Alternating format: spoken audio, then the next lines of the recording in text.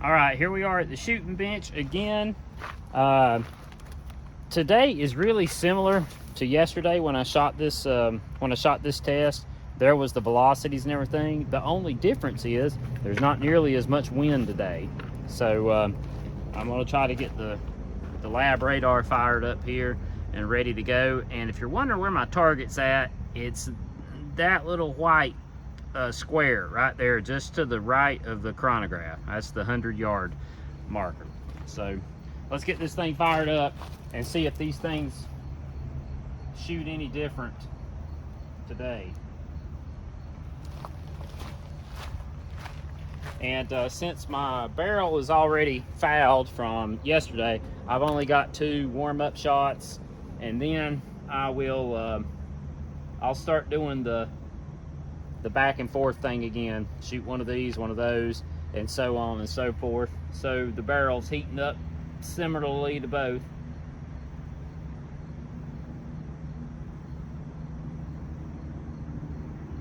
And I'm going to aim at the stickers right below the groups that I already shot from yesterday.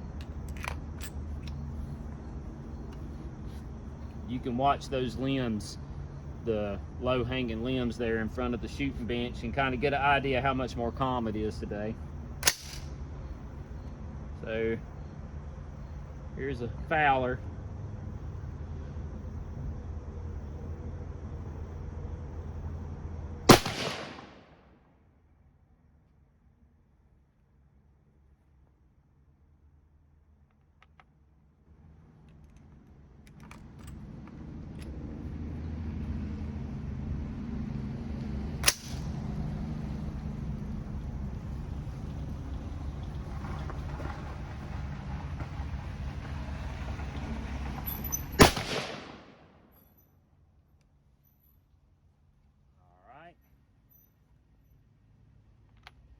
Let's see how they do.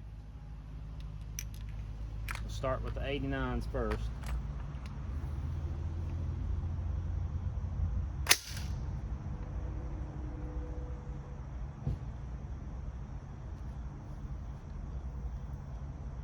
I've not made any adjustments to the scope or anything like that, so temperature is real similar to yesterday.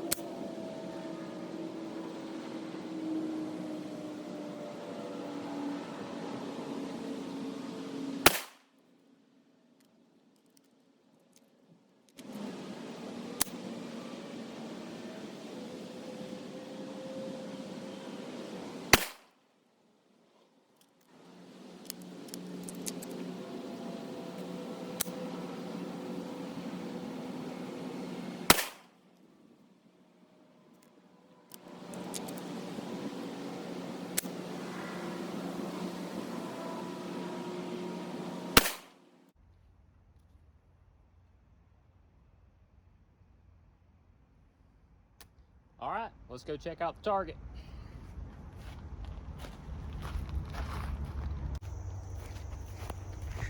All right, here we are back at the target. This was yesterday's results with the same weight brass. And this is today's results. So isn't that interesting? It looks like the 89 shot pretty much, they may have outshot the 91s today. So I did notice one split neck on my 91 brass, which makes me wonder about that. But who knows? We shall see. I'll get these things, get the target back in the shop, and we'll do some measuring and see what we think from there and compare velocities. All right, here we are back in the shop where I got a ruler, and this is pretty interesting. If you notice on day 2, here's the velocities for the 89 over here and the 91. I still got about a 80 foot a second, 80 or 90 foot a second spread here, and it's actually the same over here today. The highest one was the 964. The lowest one was the 872. So, I mean, had that been 74, that would have been exactly 90 foot a second difference. So it's actually like 88 or something. Anyway, same deal over here. The highest was 969. The lowest was 880. So again, you're looking right around 90, 91 feet a second different. No, actually, that's a 100 and, oh no, that's right. Yeah, sorry, I was doing my math the other way. Anyway, group size. On this, we'll measure from the outside hole of that one to the outside hole of this one, and you're looking at about a little over 9/16 of an inch, not quite 5/8. The 20 tick mark there is 5/8. That's 20-30 seconds.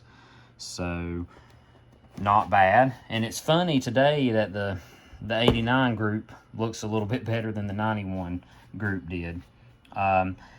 Over here, I've got I just saw something interesting on my brass. On the 91, I had a split neck on one of the shots. So imagine that.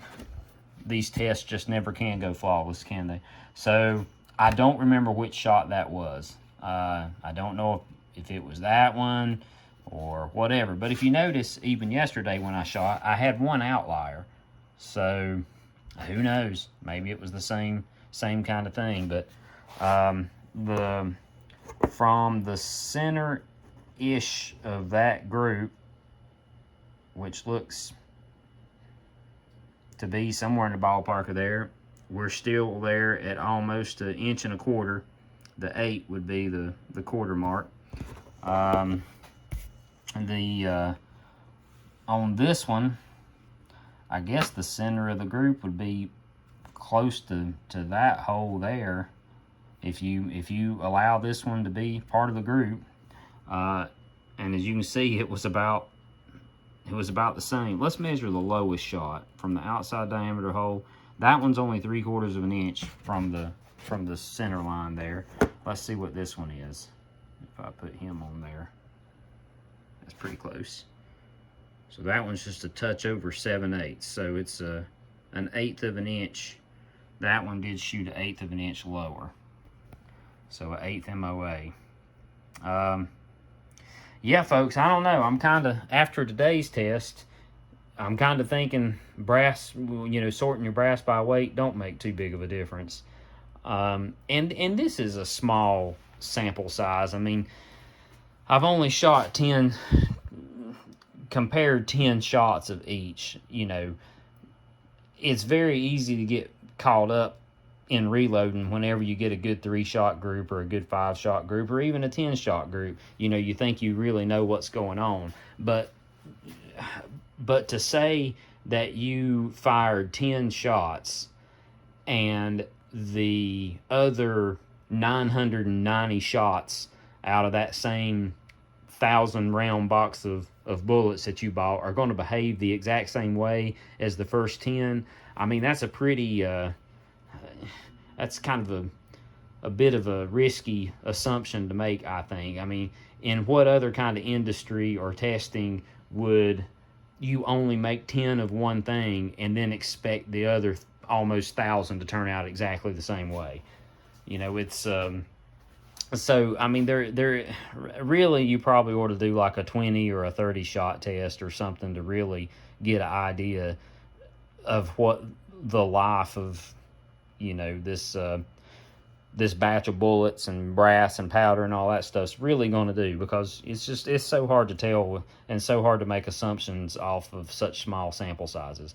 So anyway, I don't know if I'm going to continue weight sorting brass, especially for the service rifle competitions and that sort of thing that I do, because I don't really see that it's worth the effort. I don't know if there's that big of a difference. I mean, just like yesterday, that was the bad group, and oh yeah, I forgot I covered him up. Yesterday, that was the bad group, and I had that bad flyer, and today, this was the bad group, and I kind of had the flyer there. And again, it was windier yesterday when I shot those groups, but still yet, I mean, this one, you know, you can look right there. All these shots just kind of hugged, most of them kind of hugged the left side of that vertical line, just like they kind of did there, you know. So who knows? And that was 2 grains difference. So I'll let you make your assumptions, but I don't know if I'm gonna keep going to the headache of weight sorting brass. And one other caveat to this whole test was, I'm pretty sure this brass was not from the same lot. It is all Remington head stamped, but I can't remember really where I got it. There's a possibility it could have been, you know, range pickup brass, or who knows. And that might have been the reason I weight sorted it, just trying to, you know, group them in similar batches or whatever. But even still, it doesn't look like it makes all that big of a difference. So if you're shooting, I think the biggest thing is just shoot the same head stamp, and if you can, shoot it from the same lot and learn to shoot better. Quit trying to win matches in the reloading room, or, you know, quit trying to make small groups in the reloading room. Go out, shoot, figure out what you need to do as far as the gun handling to, you know, improve your group size. So anyway, hope you enjoyed this little test. I might try it again with another caliber one day. So until then, I'll talk to you on that day.